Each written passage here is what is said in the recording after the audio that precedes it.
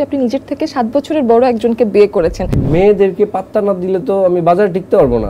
এটাও 6 আর 9 এর খেলা। কারণ ওয়াশরুমে তো জামা কাপড় ইস্ত্রি করে না কেউ। আমি একটু কুটনা প্রকৃতির লোক। কুটনারা কি করে, ওদের চোখে ভালো কিছু ধরা পড়ে না। যে জায়গায় ধরেন একটা অনেক বড় ওয়াল 10 ফিট বাই 20 ফিট, ওটার মধ্যে ছোট একটা ছিদ্র আছে, যার বলে ছিদ্রের নেশে। আমি খুঁজে খুঁজে ওই ছিদ্রটাই বের করবো। আমি একটা বিষয় নিয়ে চিন্তিত, সেটা হচ্ছে যে আমি আজকে যে ফ্রেমটা পরে আসছি, ভুল করে আমি আমার বড় ভাইয়ের ফ্রেমটা নিয়ে চলে আসছি। এটা পাওয়ার ঠিক নাই। আবার চশমা ছাড়াও মানুষ আমার পরে চিনবে না। ইলিশের ব্যাপারে বাংলাদেশের সাধারণ মানুষ আশাহত হয়েছে, এটা আমার আহত করছে। আপনি যখন একটা অযোগ্য ব্যক্তিকে তেল মাইরা তারে খুশি করলেন, সবচেয়ে বেশি ক্ষতি কিন্তু তার হইলো। ওনারা শুরুর দিকে আমার ওইভাবে নোটিস করে নাই যে এইখানে তো একটা জিনিস দানা বাঁধতেছে, এত আমাদের জন্য থ্রেট হইতে পারে, বা ওইভাবে চিন্তাও করে। ওরা আমার ভাই ব্রাদার লেভেলেরই মানুষ, বা চাচা মাচা টাইপের। আমি যখন আপনাকে খুব স্টক করছিলাম, তখন আমি জানতে পারলাম যে আপনি নিজের থেকে 7 বছরের বড় একজনকে বিয়ে করেছেন। সেই বিষয়টা একটু শুনি। এটাও 6 আর 9 এর খেলা। যে মনে করবে যে এটা 9 বা বিয়ে করছে, হ্যাঁ, তার জন্য এটাই রাইট। আর যে মনে করে না সে বিয়ে করে নাই, তাহলে তার জন্য সেটাই সত্য হওয়া উচিত। মেয়েদেরকে পাত্তা না দিলে তো আমি বাজারে টিকতে পারবো না। এটা হয়তো ছোট মুখে বড় কথা হয়ে যায়। আমার মনে হয় আমাদের শুধুমাত্র সোশ্যাল মিডিয়া বলে কথা না, সোশ্যাল মিডিয়া মানে টোটাল সোসাইটিটাই, শুধু কন্টেন্ট ক্রিয়েটরদেরকে নিয়ে আমি কথা বলতেছি না, আমাদের একটু শিক্ষা দীক্ষার ঘাটতি আছে। আমরা অনেক মূর্খ। আমার বিগত দিনের হিস্ট্রি ঘাটেন, আমার জন্মের পর থেকে আপনি কোনোদিন খুঁজে পাবেন না যে অমুক জায়গায় গিয়ে একজন ব্যক্তির সাথে ছবি তুলে আমি নিজের ধন্য মনে করছি, বলছি আমার প্রাণপ্রিয় অভিভাবক। হ্যাঁ, ওয়াশরুমে কেন যায় এটা তো সবাই জানে, একটা কারণেই যায়, এর বাইরে তো আর কোনো কারণ নেই। ওয়াশরুমে তো জামা কাপড় ইস্ত্রি করে না কেউ। ব্যক্তি সামিউল খুবই ইন্ট্রোভার্ট, আর ভাই সাহেব হচ্ছে এক্সট্রোভার্ট। ভাই সাহেব হচ্ছে খবর দেখে না, খবর পড়ে না, খবর তৈরি করে। দেখেন রাজনীতি ব্যাপারটা কেমন হয়ে গেছে জানেন, এই বলে হচ্ছে গরিবের বউ সবারই ভাবি। রেডিওতে শুনছি আমি কেউ নয় আপন পর, কেলাবান কইছিন কথা ঢাকারও শহর, কাঙ্গাল মাইরা জাঙ্গাল দিলে গুনা হইব তো। আজকে আপনি যদি বলেন কুরুচিকর একটা জিনিস, এটা ভাইরাল হয়ে গেছে, তার মানে এই জাতির রুচি ওই লেভেলেই। জাহাঙ্গীরনগর ইউনিভার্সিটির স্টুডেন্টদের নাকি বিয়ে হয় না, কেন হয় না? আঙ্গুর ফল টক, এটা কেন টক? ভাই সাহেব সমন্বয়ক হলেন না কেন? কারণ আমি সমন্বয় জিনিসটা পারি না। আমি আমার বউয়ের সাথে সমন্বয় করে থাকতে পারি না। দুই একবার মাইর খাই প্রতিদিন, তো সমন্বয় জিনিসটা এটা আমার দিয়ে হবে না। এবং আমি দিল্লির লাড্ডু কিন্তু আসলে খাইছি, দিল্লিতে আমি ছিলাম গত বছরে, এবং এটা দিল্লির লাড্ডুটা আসলেই বিরক্তিকর একটা খাবার।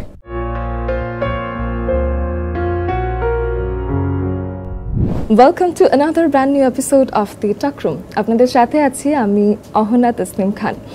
আজকে আমাদের শোতে যিনি অতিথি হয়ে এসেছেন, তার হাস্যরস, তার বুদ্ধিদীপ্ততা এবং সমাজের নানান চিত্রকে মজার আঙ্গিকে ফুটিয়ে তোলার একটা আলাদা রকমের ক্রিয়েটিভিটি আছে তার। আমাদের আজকের যে বিষয়টা, সেই বিষয়টা হলো তার জীবনটা সম্পর্কেই জানার। এমন একজন মানুষ যিনি কেন্দুয়ার গ্রাম থেকে একটা সাধারণ ছেলে থেকে হয়ে উঠেছেন ফেসবুক এবং ইউটিউবের জনপ্রিয় একজন আইকন।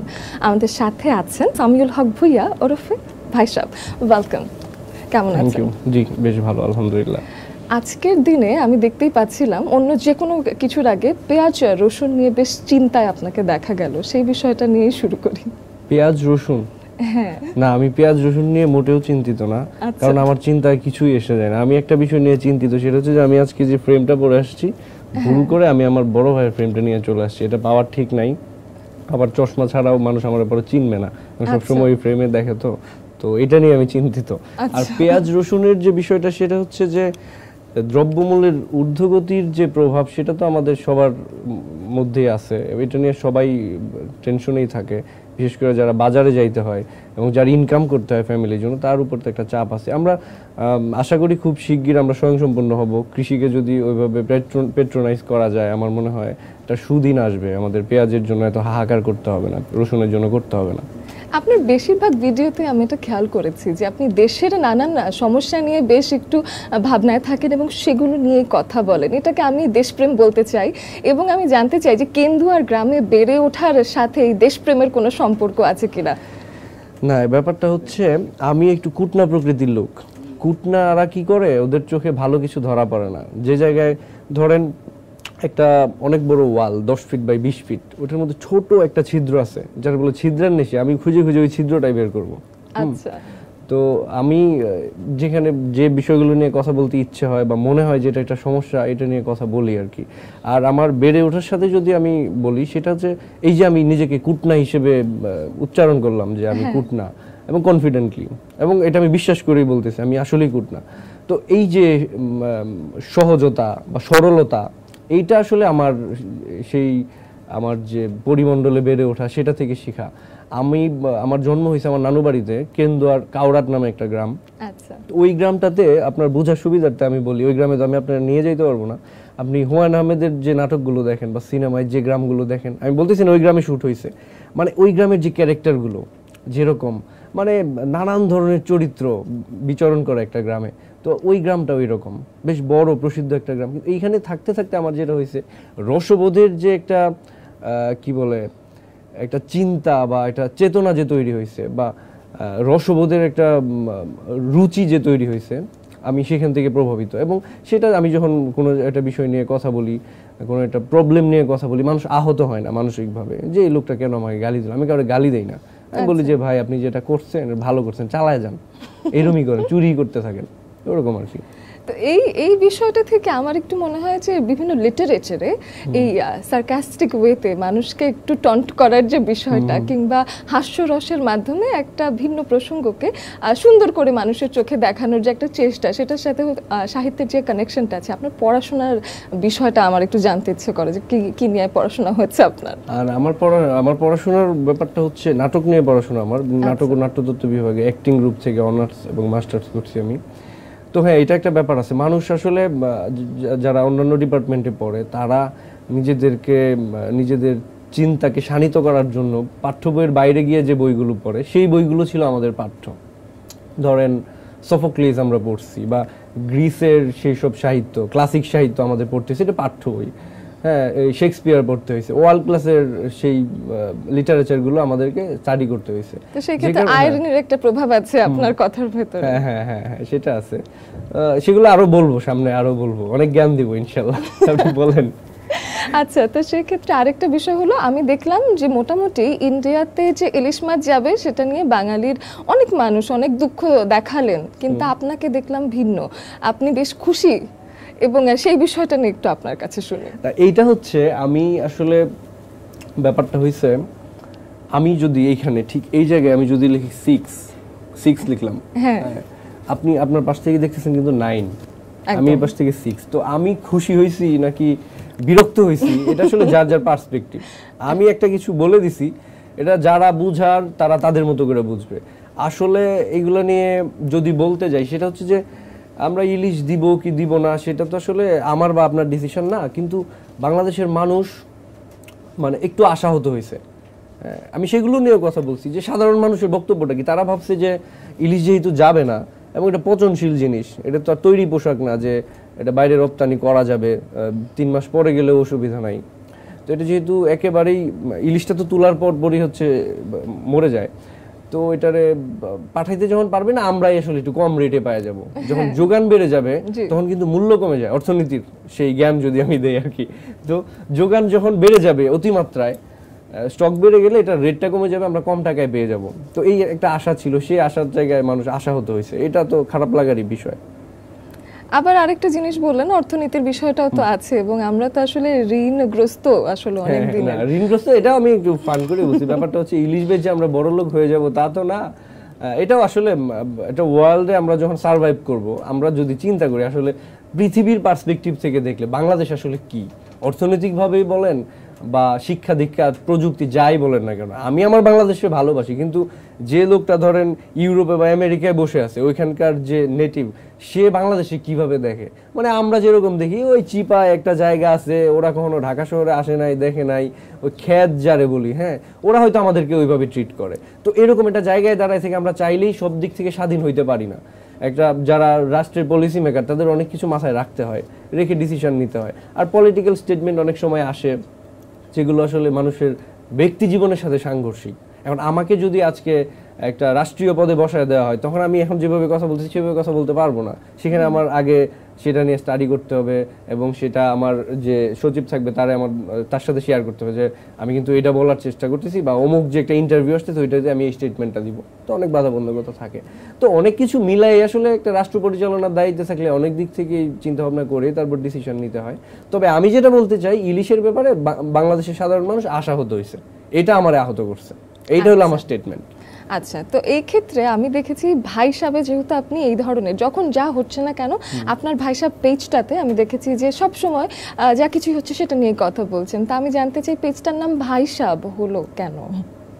আচ্ছা, ভাই সাহেব হলো কেন, সেটা হচ্ছে ভাই সাহেব ব্যাপারটা আমরা আমাদের সিলেট, ময়মনসিংহ, নেত্রকোনা ওই সাইডটাতে ভাই সাহেব বলা হয় হচ্ছে যে বাড়ির বড় কর্তা, আবার কোনো কোনো জায়গায় দুলা ভাইকেও ভাই সাহেব বলা হয়। তো ভাই সাহেবের যে রোল প্লে সোসাইটিতে বা ফ্যামিলিতে, আমি আসলে সেরকম একটা চরিত্র দাঁড় করানোর চেষ্টা করছি। আমি তো একজন অ্যাক্টর, আমার যদি বলেন যে আপনার পরিচয় কি, প্রফেশন কি, আমি বলবো আমি অ্যাক্টর। তো এখানে ভাই সাহেব চরিত্রে আমি অভিনয় করি। তো চরিত্রটার নাম ভাই সাহেব কেন হইলো, আমার কাছে মনে হয়েছে এরকম একটা চরিত্র হওয়া উচিত যে আসলে অনেক কিছুতে টেক কেয়ার করবে এবং একটা যে কোনো বিষয় নিয়ে গঠনমূলক সমালোচনা করবে এবং যখন প্রবলেম হবে সেটা সে ফেস করবে, মানুষদেরকে নিয়ে মানুষদের জন্য সে ফেস করবে একটা জিনিস, প্রবলেমগুলো সলভ করার চেষ্টা করবে, বা অ্যাটলিস্ট বলবে যে এটা এইভাবে এই ওয়েতে আগাইলে আমরা আরো বেটার ফিডব্যাক পাইতে পারি। তো সেই জন্যই ভাবা যে এটা ভাই সাহেব মানে একটা ব্যাপার আছে আর কি, ভাইজান ভাই সাহেব, ওদের একটা ব্যাপার থাকে না, খুব দায়িত্বশীল। একদমই তাই। এবং দেখা যায় কি যে এখন অনেকেই কন্টেন্ট বানাচ্ছেন, ফেসবুকে এখন প্রচুর পেজ, এবং প্রত্যেকেই দেখা যাচ্ছে কোনো না কোনো বিষয় নিয়ে কথা বলছেন। তো সেক্ষেত্রে সমাজের বিষয় নিয়ে কথা বলা, এই বিষয়টা আসলে মাথায় আসলো কেন যে দেশকে নিয়ে আমার কথা বলতে হবে? কারণ অনেক রকম ফানি কন্টেন্ট হতে পারতো, কিন্তু আপনি পয়েন্ট আউট করেছেন যে না, আমি আসলে সমস্যা নিয়ে কথা বলবো। এইটা হচ্ছে কি, মানে মানুষকে আপনার 10টা সুন্দর দিক আমি বলে দিতে পারবো এবং আপনি মাইন্ড করবেন না, খুব খুশি হবেন। কিন্তু আপনার যদি একটা খারাপ দিক আমি যদি বলি যে সবই ঠিক আছে, কিন্তু দেখেন আপনি যে রিংটা পরছেন এই রিংটা না ঠিক ম্যাচ করতেছে না, আপনি কিন্তু মাইন্ড করবেন। তো এই যে আপনার রিংটা, আপনার লিটারালি নিয়েন না, আসলে রিং ম্যাচ করতেছে। তো বলতেছি যে আমি যে বলবো এই কথাটা বলার মানুষের সংখ্যা খুব কম। সবাই খেলে আপনার বলবো আরে বিরাট অবস্থা। এই আপনি যখন একটা অযোগ্য ব্যক্তিকে তেল মাইরা তারে খুশি করলেন, সবচেয়ে বেশি ক্ষতি কিন্তু তার হইলো। সে কিন্তু বুঝতে পারলো না তার প্যান্টের এই পাশটা ছেঁড়া, সে এইভাবেই হাঁটতেছে, সবাই তার নিয়ে হাসাহাসি করতেছে। কিন্তু আপনি যদি বলে দেন যে ভাই আপনার প্যান্টের তো সাইডটা ছেঁড়া আছে, এটা চেঞ্জ করে দেন, এখন আমরা আসলে ভয় পাই যে বলবো সে কি মাইন্ড করে কিনা। সে যদি বলে এইটাই আমার ফ্যাশন, এইটা আমার স্টাইল, তুমি কে আমাকে প্যান্টের ছেঁড়া নিয়ে কথা বলার জন্য? তো এইগুলা তো সেই জায়গা থেকে আমার মনে হলো যে সবাই তো তেলবাজি করেই, কিছু অন্তত মানুষের থাকা দরকার যারা আসলে মানুষের করবে, কুটনামি করবে, যে এটা সমস্যা, আপনি এটা ঠিক করেন। এই জায়গা থেকে আসলে প্রবলেম। এট ওয়ান পয়েন্ট আমার আসলেই মনে হচ্ছিল যে আমার রিংটা হয়তো ম্যাচ করেনি, আবার আপনি ঠিক করে দেন। আমি অনেস্টলি বলতেছি আপনার রিং ম্যাচ করছে, এটা বোঝানোর জন্য বললাম। বাহ বাহ, বেশ। আমার ওই যে তাহলে নাটকের মানুষ অভিনয় ভালো হচ্ছে, যখনই যাই বলছেন না কেন খুব বিশ্বাসযোগ্য করে তোলার একটা বিষয় আছে। এবং হাস্যরসের বিষয়টা আমি একটু জানতে চাই যে নাটকের ভাষা কি বলে, বা পড়াশোনার নানান রকম সেক্টরের ভাষা কি বলে, যে হাস্যরস দিয়ে কি সমাজ পরিবর্তন সম্ভব? হাস্যরস দিয়ে সমাজ পরিবর্তন, আসলে সমাজ তো একটা বিরাট জিনিস, বিস্তর জিনিস। এইখানে সমাজ একটা হিউজ জিনিস, আবার এখানে প্রবলেমেরও কোনো শেষ নাই, হাজার হাজার প্রবলেম, মানুষের অভিযোগের শেষ নাই। মানে আপনি যদি বলেন মেট্রো রেল হয়েছে, মেট্রো রেল স্টেশনটা আমার বাড়ি থেকে মোটামুটি হাফ কিলো দূরে, আমার হাইটে গিয়ে উঠতে হয়, এটা তার জন্য কষ্ট। মানে মানুষের প্রবলেমের শেষ নাই। এখন সোসাইটির প্রবলেম সলভ করার জন্য এই হাস্যরস এটা আসলে কতটুকু কাজে দিবে এটা বিবেচ্য বিষয়। তবে হ্যাঁ, প্রভাব তো ফেলতেছে, চার্লি চ্যাপলিনের প্রভাব আছে সোসাইটিতে, বা ধরেন আমি বিশ্বাস করি ভাই সাহেবেরও প্রভাব আছে সোসাইটিতে। এবং হাস্যরসটা আসলে কি, মানুষজন তো আসলে হাসার সুযোগ খুব কম পায়। আপনি দেখেন বাংলাদেশে যখন আপনি ফেসবুকে স্ক্রল করেন, কয়টা ঘটনা আপনার খুশি করে আর কয়টা ঘটনা আপনার বিরক্ত করে। এই যে দেখতেছেন নিউজ আসতেছে, আপনাদের দীপ্ত টিভির চ্যানেলে আপনি নিউজগুলো দেখলেন, কয়টা সংবাদ আপনার খুশি করে, কয়টা সংবাদ আপনার একটু হাসতে সহযোগিতা করে? পাবেন না, 10%ও নাই। তো বিরক্তই হইতেছে মানুষ, দুঃখ পাচ্ছে, ব্যথা পাচ্ছে, বিরক্ত হচ্ছে। এর মধ্যে হাস্যরসের বড় অভাব। তো একটু হাস্যরস যদি আমরা বাড়াইতে না পারি তাহলে ব্যালেন্সটা হইতেছে না। তো সেই জন্য আমার মনে হয় হাস্যরসের একটা বিরাট প্রভাব আছে সোসাইটিতে, এবং এটা খুবই প্রয়োজনীয় জিনিস। এবং এই হাস্যরস যেহেতু ব্যবহার করতেই পারেন, তো সেই ক্ষেত্রে আপনি ভীষণ সামাজিক মানুষও বটে। তো সেই ক্ষেত্রে এখন আপনি ময়মনসিংহে আছেন এবং আপনি আপনার বেশিরভাগ কন্টেন্ট সেখানেই আসলে এখন শুট হয়, ময়মনসিংহের একটা জায়গায়। আচ্ছা, তো সেই ক্ষেত্রে আমি জানতে চাই যে সেখানকার মেম্বার এবং চেয়ারম্যান তাদের সাথে আপনার সম্পর্ক কেমন, মানে ভাই সাহেবের সম্পর্ক কেমন? আচ্ছা, এটা খুব ইন্টারেস্টিং একটা বিষয়। আমার ব্যাপারে চেয়ারম্যান মেম্বারদের হয় কি, ধরেন ওরা তো ভিলেজ পলিটিক্স করে, অনেকেই আছে যারা হচ্ছে স্মার্টফোনের সাথে অভ্যস্ত না। তো যে লোকের হাতে স্মার্টফোন না, এই লোক আমরা চিনবে না, এটুকু শিওর। আচ্ছা, হ্যাঁ, তো ওনারা শুরুর দিকে আমার ওইভাবে নোটিস করে নাই যে এইখানে তো একটা জিনিস দানা বাঁধতেছে, তো আমাদের জন্য থ্রেট হইতে পারে, বা ওইভাবে চিন্তাও করে। ওরা আমার ভাই ব্রাদার লেভেলেরই মানুষ, বা চাচা মাচা টাইপের। তো তবে একটা জিনিস কনসার্ন, যে হয়তো ভাবে আর কি যে একটা কিছু করব, কোন সময় আবার আমার নিয়ে কি একটা পেজ বাঁধায় দেয়, দেখা যাবে একটা ঘটনা বইলা ফেলাবে। এটা তো একটা মানে সাংবাদিকদেরকে মানুষ কিন্তু ভয় পায়, হ্যাঁ, যে সাংবাদিকদের হাতে তো একটা আর্মস আছে, ওরা তো নিউজ করে দিবে, তারপর আমি যে চুরি করছি আমি তো ধরা খেয়ে যাবো। তো আমি আমার এলাকার চেয়ারম্যান মেম্বারদের কুটনামি করতেছি না, কিন্তু আমার মনে হয় তারা এই ব্যাপারে কনসার্ন যে ও আসলে একটা কিছু কুটনামি করে দিতে পারে, এবং এটা ভালো। এই জবাবদিহিতার ব্যাপারটা যদি সবার ব্যাক অফ দ্য মাইন্ড কাজ করে, তাইলে আমরা সুন্দর একটা সমাজ পাবো। আমরা তো বাংলাদেশ 2.0 তে সেটাই প্ল্যান করছি যে আমরা একটা জবাবদিহিতার রাষ্ট্র চাই, আমরা প্রত্যেকটা প্রশ্নের উত্তর চাই। আমাদের যতই রক্ত গরম হোক, মাথা ঠান্ডা, প্রশ্ন একদম উত্তর পেয়ে ছাড়বো, এরকম একটা বিষয়। আরেকটা বিষয় ঘটনাক্রমে, এবং আমি যখন আপনাকে খুব স্টক করছিলাম তখন আমি জানতে পারলাম যে আপনি নিজের থেকে 7 বছরের বড় একজনকে বিয়ে করেছেন। সেই বিষয়টা একটু শুনি। এটা তো সবাই জানে, এটা নতুন করে কিছু বলার নাই। সেই ঘটনা যদি বলেন, এখন আমি বরাবর যেটা বলি, এটা হইছে কি দিল্লির লাড্ডুর মতো, আপনি যদি খান তবুও পস্তাবেন, আবার না খাইলে তো খাওয়ার আগ পর্যন্ত পস্তাই থাকবেন। এই ঘটনাটা আসলে এটা সত্য কি মিথ্যা, এটাও 6 আর 9 এর খেলা। যে মনে করবে যে এটা 9 বা বিয়ে করছে, তার জন্য এটাই রাইট, আর যে মনে করে না সে বিয়ে করে নাই, তাহলে তার জন্য সেটাই সত্য হওয়া উচিত। তবে আমি যদি একদম ক্লিয়ার করে বলি যে আপনার কোশ্চেনের অ্যানসারটা যদি আমি দিই, এক্সাক্ট অ্যানসার যেটা সত্য, সেই অ্যানসারটা হচ্ছে ভাই সাহেব অত্যন্ত সুকৌশলে এই প্রশ্নটি এড়িয়ে যায়। মানে ম্যারিটাল স্ট্যাটাসটা আননোনই থাকলো এখন। এবং আমার মনে হয় এইগুলা প্রশ্ন উত্তর না দেয়াই ভালো। হ্যাঁ, মানুষের বলে আশাহত হবে। ওহো, এরকম হতো। তাহলে ভাই সাহেবের একটা ভালো ফ্যান ফলোয়ার আছে। তাহলে আমি একটু জানতে চাই, ইনবক্সে মেয়েরা এরকম কোনো টেক্সট পাঠায় কিনা যে খুব ইন্টারেস্টেড তারা? না, আমি বলি, আমি আমার ভাই সাহেব পেজের ইনবক্স আমার দেখার সুযোগ নাই। আমার ছোট ভাই আছে সজীব, ও হচ্ছে এগুলো সব দেখাশোনা করে।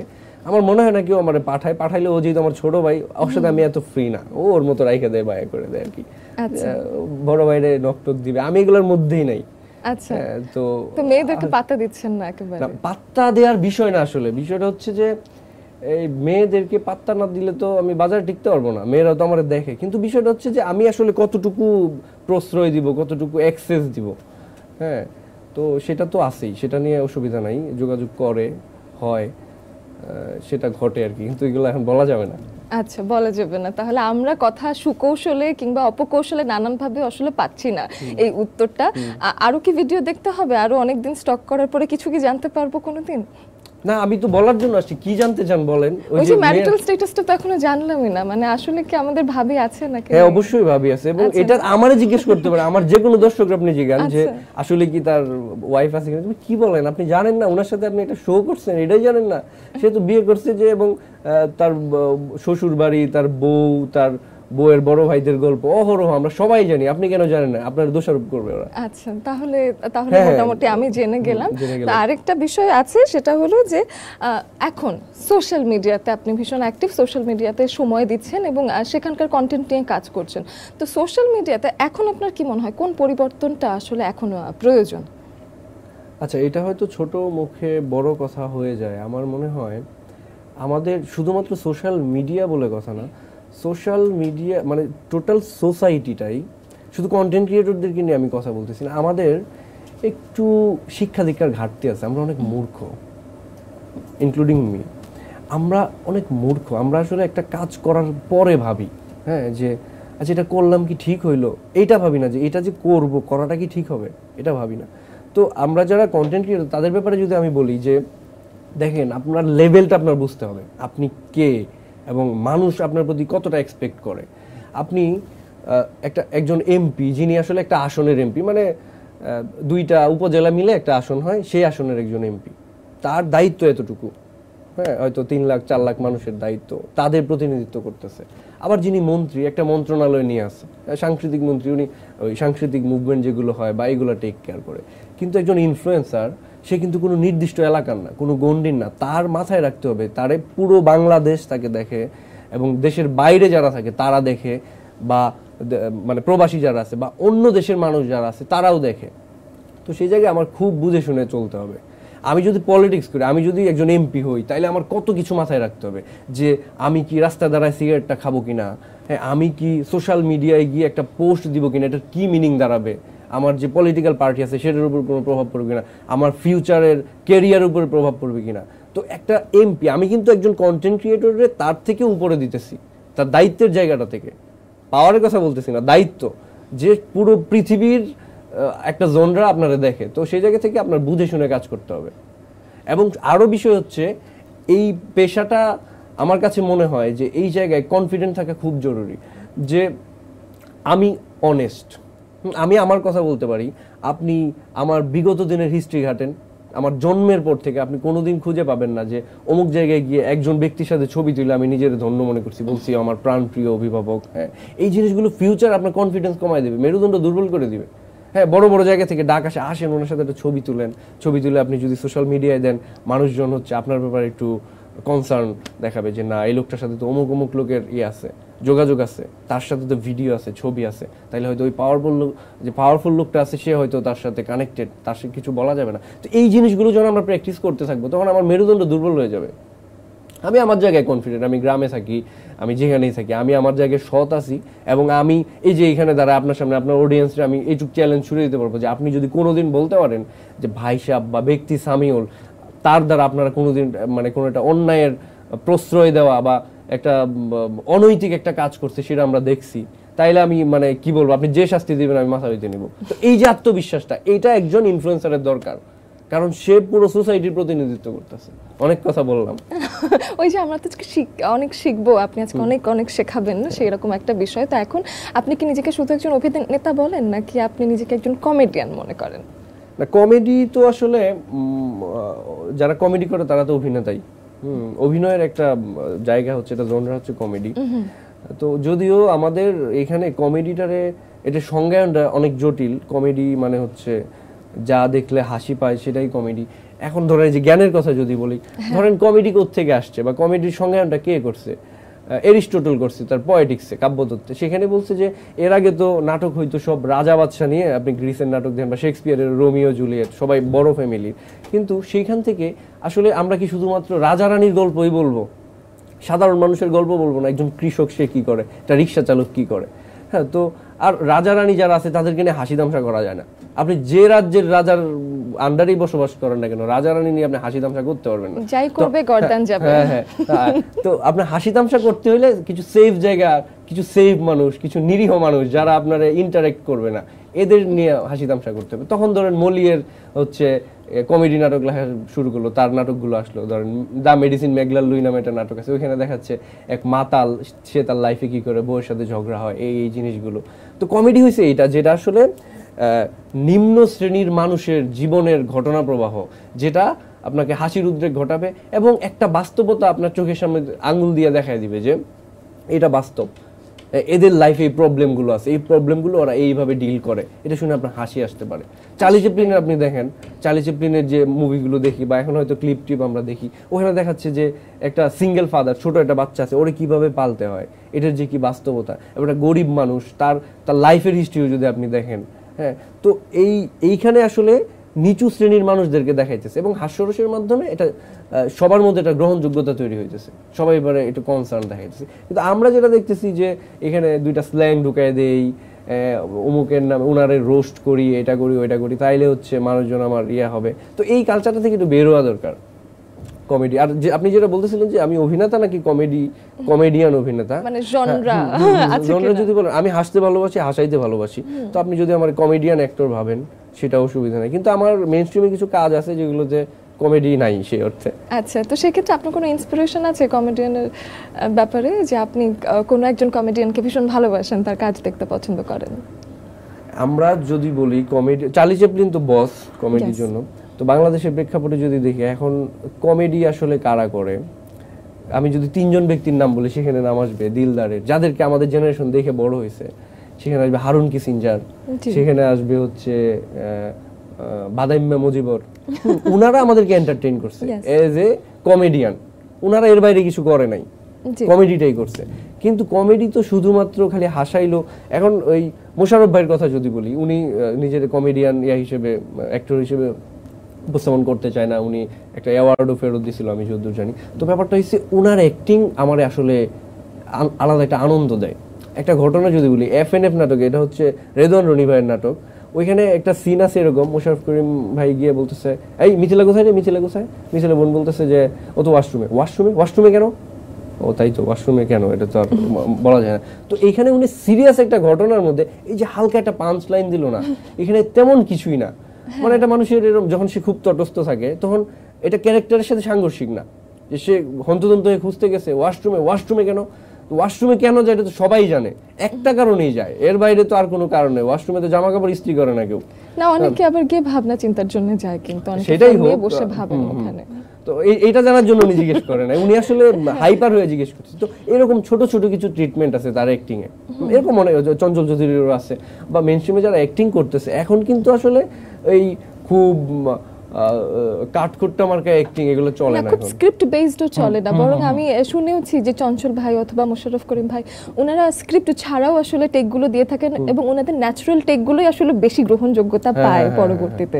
এটা বেশ চমৎকার। তো সেই ক্ষেত্রে আপনি তো একটা ক্যারেক্টার প্লে করেন, তো সেই ক্ষেত্রে ভাই সাহেবের কিছু বৈশিষ্ট্য আমরা জানি, কিন্তু ব্যক্তি সামিউলকে হয়তো আমাদের কিছু কিছু জানার বাকি আছে। ব্যক্তি সামিউল আর ভাই সাহেব, এই দুজনের মধ্যে পার্থক্য আর মিল দুটোই জানতে চাই। আচ্ছা, পার্থক্যের কথা যদি বলি তাহলে হচ্ছে ব্যক্তি সামিউল খুবই ইন্ট্রোভার্ট আর ভাই সাহেব হচ্ছে এক্সট্রোভার্ট। মানে ও হচ্ছে ধুমধাম কাজ করে, ভাই সাহেব হচ্ছে খবর দেখে না, খবর পড়ে না, খবর তৈরি করে। আর সামিউল হচ্ছে খবর দেখে এবং পড়ে, কিন্তু খবরটা তৈরি করতে পারে না, মানে করে না। এই হচ্ছে পার্থক্য। আর মিলের কথা যদি বলেন তাইলে হচ্ছে তারা দুইজনই তাদের জায়গায় অনেস্ট, কনফিডেন্ট, যে কোনো জিনিস ফেস করতে সে রেডি, দুজনেই সাহসী, হ্যাঁ, আত্মবিশ্বাসী। মানে বাঘ দেখলে ভয় পায়, কিন্তু মানে নিজের ব্যাপারে কনফিডেন্ট আর কি, যে আমি জানি আমার কোনো জায়গায় কোনো ছেঁড়া ফাটা নাই, আমি সচ্চ। বিশাল একটা আন্দোলন গেল আমাদের, তো সেই বিষয়ে আসলে আমি জানতে চাই যে আপনার কন্ট্রিবিউশনটা আপনার জায়গা থেকে আসলে আপনি কি ভাবতেন সেই সময়? আমি কি ভাবতাম সেটা এক লম্বা হিস্ট্রি, এবং এটা নিয়ে অনেক অনেক ঘটনায় মিলে যাবে, অনেকের সাথে মিলে যাবে, এমন ভাবে মিলে যাবে তারপর হয়তো সাধারণ মানুষ ভাববে সবাই মিলে একটা স্ক্রিপ্ট করছে, ওই স্ক্রিপ্টের গল্প শোনাচ্ছে। তো আমি 16 তারিখে একটা ভিডিও আপলোড করি। তো 16 তারিখ মানে হচ্ছে জুলাইয়ের 16 তারিখ, জুলাইয়ের 16 তারিখ। তো মেইনলি তো সবচেয়ে বড় ভয়াবহ রূপটা আমরা দেখি হচ্ছে 19 তারিখে। 16 তারিখে আমি একটা ভিডিও আপলোড করি যে তুমি কে আমি কে, ক্যাপশন ছিল এরকম। সেইখানে আমি বলতেছিলাম যে আমার বিশ্ববিদ্যালয়ের 15 তারিখ রাতে হচ্ছে আমার বিশ্ববিদ্যালয়ে একটা বিরাট সিচুয়েশন তৈরি হয়, পুলিশি অ্যাটাক হয় ছাত্রদের উপরে, অনেকে আহত হয়। তো এটা শুনে আমার খারাপ লাগছিল, আমার অনেক বন্ধু বান্ধব, অনেক জুনিয়র ওরা আহত হয়েছে। আর ওইখানে হচ্ছে নেটওয়ার্ক ছিল না, আমরা তো সারা বাংলাদেশ 19 তারিখের পরে নেটওয়ার্কের বাইরে চলে গেছি, কিন্তু ওইখানে ওই সময়ই নেটওয়ার্ক ছিল না। তো আমার খুব খারাপ লাগতেছিল। পরের দিন আমি একটা ভিডিও বানাইলাম যে এটা কেন, আসলে কারা করে, এগুলো নিয়ে আঙুল তুললাম। তো এরপর আমি দেখলাম ওই 19 তারিখ থেকে 18 তারিখ থেকে তো হচ্ছে তারপর নেট নাই, তারপর আর কিছু করার নাই, বসে থাকি, ফোনে একটু টিয়া করি। তারপর আমি যখন নেট আসলো তখন আমি দেখলাম আমার ওই ভিডিওটা নাই। কিভাবে গেল এর মধ্যে আমি আর কিছুই বুঝতেছি না, কই গেল। এখন আমি থাকি যে জায়গায়, সে জায়গায় আমার ওয়াইফাই নাই। আমরা কিন্তু ওই ফোনের ডাটাটা পাইছি আরো পরে, 2 দিন পরে। তো ওয়াইফাই যারা আছে, সজীব ছিল আমার যে ছোট ভাই, ও হচ্ছে আমার বিভিন্ন আপডেট দিতেছিল যে এই অবস্থা চলতেছে, আমিও ফেসবুকে ঢুকতে পারতেছি না। তখন আমি বললাম তাহলে কি করব, ভিডিও বানাই ওরা আমি পাঠাবো কেমনে, এরকম একটা সিচুয়েশনের মধ্যে। তারপর আমি যেটা করলাম, কবিতা লিখলাম, কবিতা লিখে ফোনে টেক্সট করলাম যে আমি তো আন্ডারের বাইরে, আমার কাছে নেট নাই, ইন্টারনেট নাই। সেটা হয়তো ঘাটলে ঘুটলে একটু পাওয়া টাওয়া যাইতো, ওরে পাঠাইলাম, সে এগুলো এই কবিতাগুলো হচ্ছে এখানে যেটা হচ্ছে ইয়া করছে। এরপরে যে বলে যে ফোন পাইছিল, আমার ক্ষেত্রে এটা হয়েছিল। হ্যাঁ, আমি 27 তারিখে হচ্ছে 27 বা 28 তারিখে হোয়াটসঅ্যাপে হচ্ছে একটু নক পাই। নক পাওয়ার পর আমার কাছে হোয়াটসঅ্যাপে আছে, এখনো হিস্ট্রি আছে, কেউ যদি বলে দেখতে চায় আমি দেখাইতে পারবো। তার বলে একটা ক্যাম্পেইন এরকম। তারপর আমি বললাম যে ওকে ক্যাম্পেইন, তো আমি বুঝতেছি আর কি যে এরকম। তখনও কিন্তু জানি না সবার সাথে ব্যাপারটা ঘটতেছে। আমি বললাম এটা আসলে এটা তো ভালোই, ওরা যেটা বলতেছে যে ভাঙচুর হইতেছে এগুলো নিয়ে একটু কথা বলুন। দেখেন ভাই, ভাঙচুর হইতেছে তো নানান কারণে, এটার পেছনে অনেক গল্প আছে। তো আমি শুধু শুধু এটা নিয়ে স্টেটমেন্ট দিলে আমার দর্শক আমার উপরে হবে, তাছাড়া এটা তো আমার একটা প্রমোশনাল পারপাস সার্ভ করতেছে আপনাদেরকে। হ্যাঁ, তো এটা তো পেইড হইতে হবে। তারপর বলে হ্যাঁ তাইলে এটার জন্য আপনার কত পেমেন্ট করতে হবে। আর আমি বলছি ভাই আমার তো পেমেন্ট হিউজ, হ্যাঁ, এবং এখান থেকে কোনো কম্প্রোমাইজ করার সুযোগ নেই, আমার তো আসলে 3 লাখ টাকা লাগবে। তো আমি জানি 3 লাখ টাকা ওরা আমার জন্য ইনভেস্ট করবে না, কারণ আমার থেকে অনেক বড় বড় মানুষ পাওয়া যাবে আরো কম টাকায়। আর আমি যদি সরাসরি ইগনোর করি যে না আমি এটা তো করতে পারবো না, করবো না, তাইলে আসলে কি হবে, আমারে ধরে নিয়ে যাবে কিনা। আসলে অস্থিতিশীল একটা সময়, তো সবাই বেশ কনফিউজ ছিল যে আসলে আমি বলবো নাকি বলবো না, অনেকেই ভেবেছেন কিন্তু। এবং আমি যে জায়গায় ছিলাম ওই ইয়ার সময়টাতে, আমি আমার বাড়িতে ছিলাম না, এরকম একটা জায়গায় ছিলাম যে অ্যাড্রেস কেউ জানে না। হ্যাঁ, এরকম একটা ব্যাপার ছিল। এবং আমি হচ্ছে আমার বাসায় বলা ছিল ওয়াশরুমের উপরে ছোট একটা খোপ থাকে স্টোর রুমের জন্য, আমার এরকম বলা ছিল আমার সাথে যারা ছিল। আমি বলছি রাতে যদি পুলিশ আসে তাহলে আমি হচ্ছে এইখানে লুকাবো, এখানে চেক টেক করার কথা না, এরপরে যদি চেক কইরা ফেলায় তাহলে তো আর কিছু করার নাই। এবং আমি যেটা বলে দিছি যে এখানে হচ্ছে আমার ফ্যামিলিরে কোনোভাবে ইনভলভ করা যাবে না, কোনো সাংবাদিকের সামনে ইন্টারভিউ করা, বা আমি প্রিপারেশন নিয়ে রাখছি যে আমি অ্যারেস্টেড হইতে পারি। ওইরকম একটা সময় আমরা পার করছি আর কি। আচ্ছা, তো সেই ক্ষেত্রে আসলে একটা মানে আমি আমি বুঝতে পারি অনেকেই আসলে সেই সময়টা বেশ ভীত সন্ত্রস্তও ছিলেন এবং সব সময় আসলে চিন্তার মতো একটা সময় গেছে, কিন্তু অবশেষে আমরা কিন্তু মানে বাংলাদেশ 2.0 এখন সেটা নিয়ে কাজ করছি। তবে এটা আমি বলি যে আমার আয়নাঘর নিশ্চিত হয়ে গেছিল 5 তারিখের আরো আগে, হ্যাঁ, যে আসলে যদি এই পরিবর্তনটা না হইতো তাইলে হয়তো আমি না শুধু অনেক মানুষ, কারণ শেষ পর্যন্ত মানুষের পিঠ এসে দেয়ালে ঠেকে গেছে, এখন সে কি করবে মানতে পারতেছে না। এই যে দৃশ্যগুলো দেখতেছে হেলিকপ্টার থেকে একটা বাচ্চা, মানে এগুলা মানা যায় না। তারপর হচ্ছে মানুষজন যা আছে কপালে, এই জায়গা থেকে কিন্তু তারা তাদের অবস্থান পরিষ্কার করা শুরু করছে 5 তারিখের আরো আগে, 1-2 তারিখ থেকেই। তো সেই পরিবর্তনটা না আসলে অনেকের জীবনে এই ধরেন একটা দুর্দশা নেমে আসতে পারতো। তো আরেকটা বিষয় আসে যে গত সরকারের আমলে আমরা দেখেছি যে বিভিন্ন চেনা মুখ তারা সরকারি দলে যোগদান করছেন, রাজনীতিবিদ হয়ে যাচ্ছেন। তো সেই ক্ষেত্রে এখন যেহেতু অনেক মানুষ আপনাকে ফলো করে এবং নতুন বাংলাদেশে এসেও যদি কেউ একজন আপনাকে অফার করে ফেলে যে আপনি রাজনীতিবিদ হয়ে যান, মানুষ যেহেতু আপনার কথা শুনে আপনি রাজনীতি নিয়ে কথা বলেন, তা আপনি কি রাজনৈতিক দলে যোগদান করবেন? দেখেন রাজনীতি ব্যাপারটা কেমন হয়ে গেছে জানেন, এই বলে হচ্ছে গরিবের বউ সবারই ভাবি। মানে আপনি দেখেন আমি ধরেন আর্টসে পড়ছি, হ্যাঁ, আমার পক্ষে কি ডাক্তার হওয়া সম্ভব, ইঞ্জিনিয়ার হওয়া সম্ভব? আমি এসএসসি এবং এইচএসসি তে আমি আর্টসে পড়ছি, আমি সায়েন্সে পড়ছি, কিন্তু বলতেছি ধরেন আমার, হ্যাঁ, বা ধরেন আমি হিস্ট্রিতে পড়ছি বিশ্ববিদ্যালয়ে, আমার পক্ষে কি আসলে ডাক্তার হওয়া সম্ভব, পাইলট হওয়া সম্ভব এই পড়াশোনা দিয়ে? সেটার জন্য আমার আলাদা ফ্লাইং একাডেমিতে যাইতে হবে পাইলট হইতে চাইলে। কিন্তু রাজনীতি জিনিসটা এরকম হয়ে গেছে, আপনি ডাক্তার আপনি রাজনীতি করতে পারেন, আপনি ইঞ্জিনিয়ার আপনি রাজনীতি করতে পারেন। এটা হয়েছে যে সবাই যে মানে কোনো সময়ই যখন দেখতেছে যে আমার আর কোনো দিক থেকে আমি কুলায় উঠতে পারতেছি না, তাহলে তো রাজনীতি করি, সর্বশেষ আশ্রয়। তো রাজনীতি সবার জন্য না। আপনি যদি আমারে প্রশ্নটা করেন আমি বলবো যে না, এরকম আসছে, আমি অত বড় মানুষ না, ধরেন স্থানীয় পর্যায় থেকে যে চলো একসাথে আমরা কাজ করি, আমাদের এলাকার জন্য কাজ করি, যে হ্যাঁ করেন, কি করতে হবে বলেন, আপনি একটা লাইব্রেরি বানান, 1000 বই নেন, এখানে আমি 200 বই দিব আপনারে, কিনে দিই বা মানুষের হাতে পায়ে ধরে প্রকাশকদের কাছ থেকে আইনে দিই, ভালো কাজ করেন না। আমরা বসি আলাপ করি, বইসে আলাপ করে ফেসবুকে দুইটা ছবি মেরে আপনি আমার ট্যাগ দিয়েছেন, তাইলে তো এটা হইলো না। ভালো কাজ করার অনেক ওয়ে আছে। আপনি যারা রাজনীতি করে, আমি এগুলো নিয়ে কনসার্ন, আমি এই যারা এর আগে বা এখনো যারা রাজনীতি করে বা করতেছে, আমি যদি জিজ্ঞেস করি যে এই তুমি কেন রাজনীতি করো বলো তো, ও কিন্তু সদুত্তর দিতে পারে না, মুখস্থ যেটা বলে এটা মিথ্যা, ও চোখ দেখে বোঝা যায়। আসলে দেশের জন্য কাজ করতে চাই, এলাকার জন্য কাজ করতে চাই। ও আসলে রাজনীতিটা করে এই জন্য, ও একটা ব্যাকআপ চায়, ও চায় এলাকায় একটা ক্ষমতা দেখাইতে, ও চায় উপরি কিছু টাকা, পার্ট টাইম জব হিসেবে রাজনীতিটা করতে চায়। ও চায় যে বাইক দিয়ে ঘুরবে, ওর বাইক কেউ ধরবে না, হেলমেট পরবে না, গাড়ির নাম্বার থাকবে না, তেলটা ওর কোনো বড় ভাই দিয়ে দিবে, এই জন্য সে রাজনীতি করে।